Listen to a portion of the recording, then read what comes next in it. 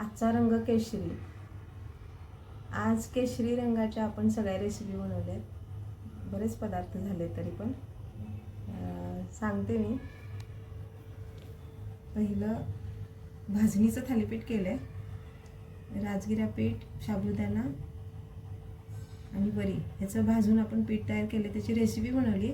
त्याच्यानंतर ही चटणी बनवली.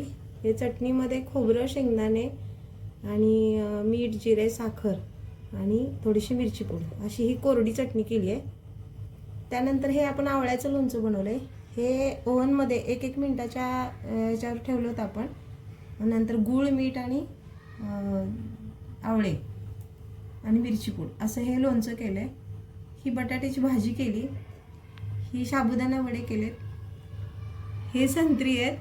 ही खिचडी बटाटा घालून केली ऑरेंज कलरची. आणि हे मसाला दूध आहे, केशरयुक्त मसाला दूध केले.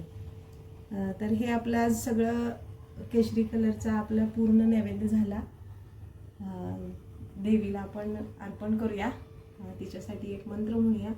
जयंती मंगला काली भद्रकाली कपालिनी दुर्गा क्षमा शिवा धात्री स्वाहा स्वधा नमोस्तुते. अंबा माता की जय.